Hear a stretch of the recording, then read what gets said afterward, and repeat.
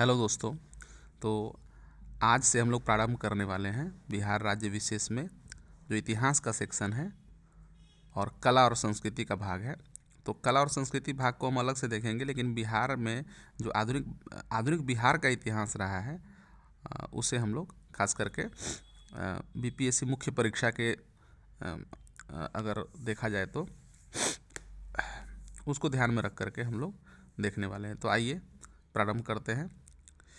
सबसे पहला जो अध्याय है वह है बिहार में धर्म एवं समाज सुधार आंदोलन।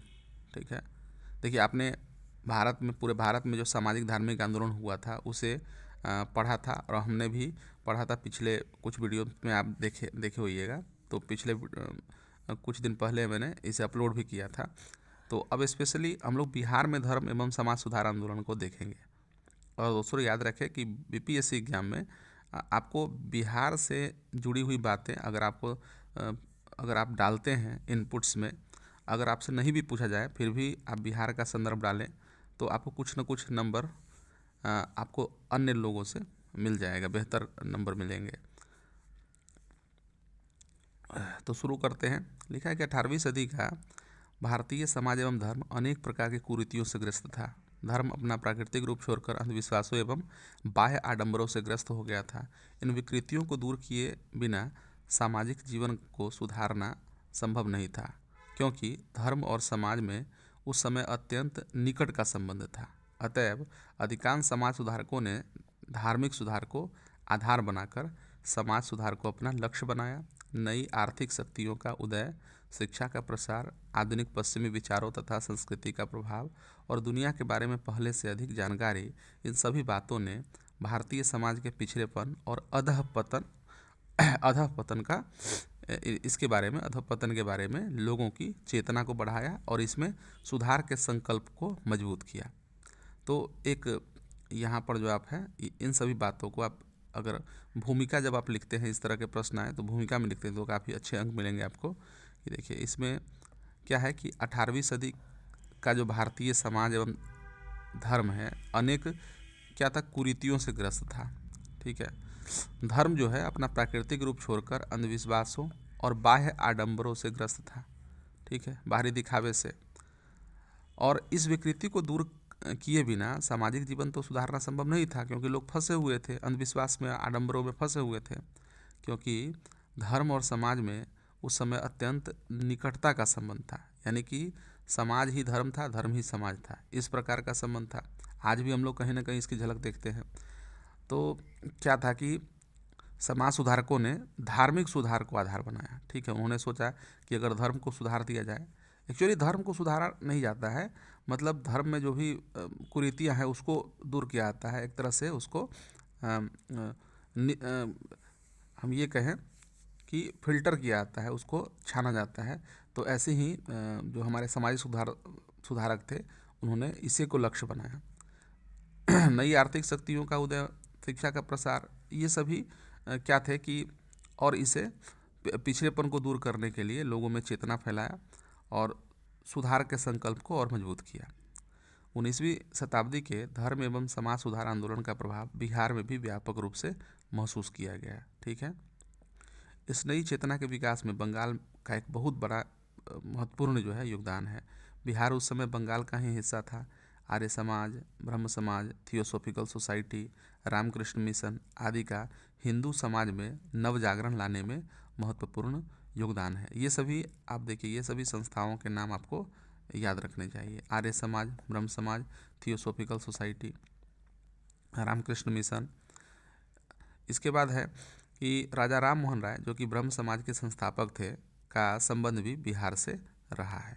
इन्हीं के सहयोगियों में केशव चंद्र सेन की प्रेरणा से पटना और गया में ब्रह्म समाज की शाखा स्थापित की गई थी। भागलपुर में 1866 ईस्वी में डॉक्टर कृष्णनंदन घोष द्वारा ब्रह्म समाज की शाखा स्थापित की गई। बिहार में जल्द ही मुंगेर, पटना, भागलपुर और अन्य नगरों में भी ऐसी ही शाखाएं खोली गई। हिंदू धर्म में मौजूद अंधविश्वास से मुक्त कराने और नैतिक आचरण एवं एक ईश्वरवादी विश्वास पर बल देने में इस आंदोलन का मुख्य योगदान रहा। समाज सुधार और शिक्षा के क्षेत्र में प्रगति लाने में भी इसकी भूमिका काफ़ी महत्वपूर्ण रही। बिहार के प्रमुख सुधारकों में प्रकाश चंद्र राय, गुरु प्रसाद सेन, निवारण चंद्र मुखर्जी, हरिसुंदर बोस और कामिनी देवी का नाम शामिल है।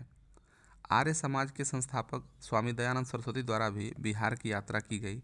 उनके द्वारा मुंगेर, भागलपुर, पटना और छपरा आदि शहरों की यात्रा की गई। बिहार के दानापुर में 1885 ईस्वी में पहला आर्य समाज मंदिर स्थापित किया गया। पटना, मुजफ्फरपुर, सिवान, आरा, मोतिहारी और भागलपुर आदि शहरों में इसकी शाखाएं स्थापित की गई। इस आंदोलन का विशेष ध्यान जाति प्रथा और अनावश्यक कर्मकांडों का विरोध करने के साथ महिलाओं का उद्धार और शिक्षा के विकास पर अधिक रहा। शिक्षा और समाज सुधार के क्षेत्र में इस आंदोलन का महत्वपूर्ण योगदान रहा। सबसे बढ़कर इसने राष्ट्रीय चेतना को जगाने में और युवकों को स्वतंत्रता संग्राम में भाग लेने के लिए बहुत प्रेरित किया।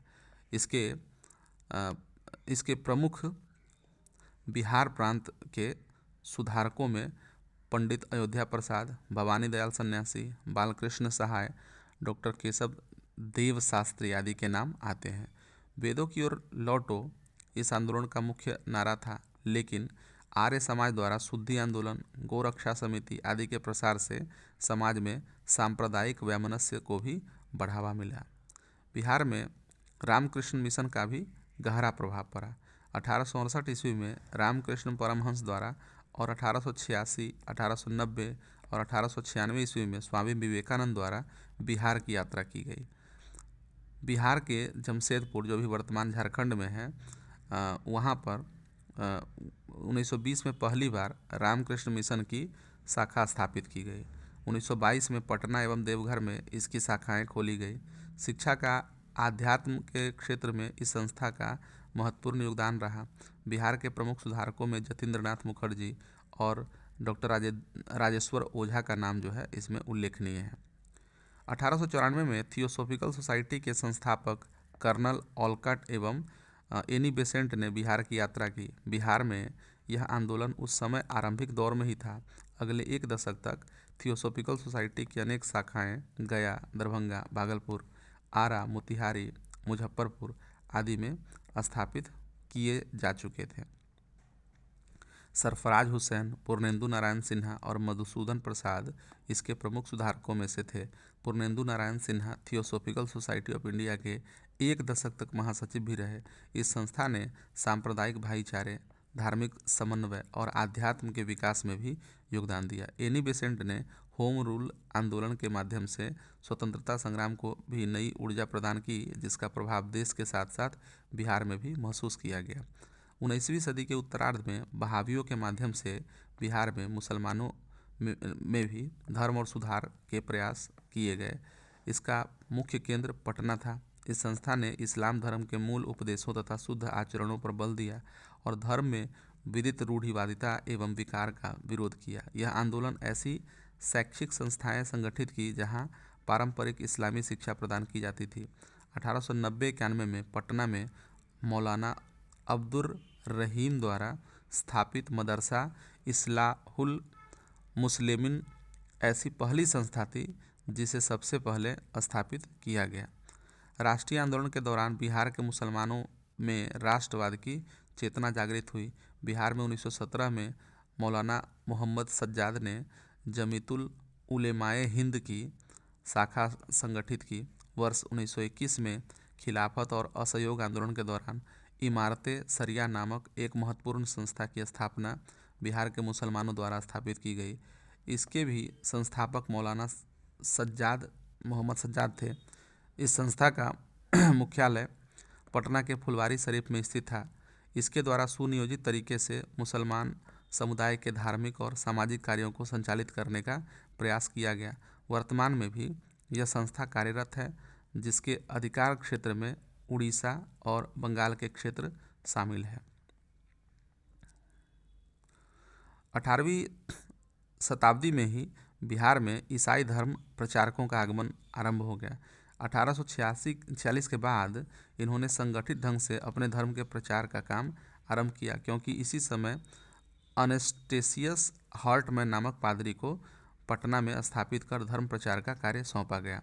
पटना के अलावा मुंगेर, बेतिया, पूर्णिया और भागलपुर में भी ऐसे संगठित प्रयास किए गए। कालांतर में छोटा नागपुर के आदिवासी क्षेत्रों में भी ऐसे संगठित प्रयास किए गए, जहां इनको काफ़ी सफलता भी मिली। अनेक मिशन और चर्च संगठनों द्वारा इस कार्य में सक्रिय रूप से भाग लिया गया, जिसके द्वारा पाश्चात्य शिक्षा के प्रचार प्रसार में भी निर्णायक भूमिका निभाई गई। स्वास्थ्य सेवाओं के विकास में इनका स्वैच्छिक योगदान काफ़ी प्रशंसनीय रहा।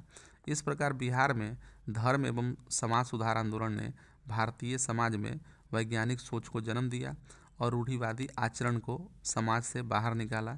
इन सुधारों से समाज के सभी वर्ग लाभान्वित हुए और फिर नई चेतना व राष्ट्रवादी सोच के साथ भारतीय स्वतंत्रता आंदोलन में अपना योगदान दिया।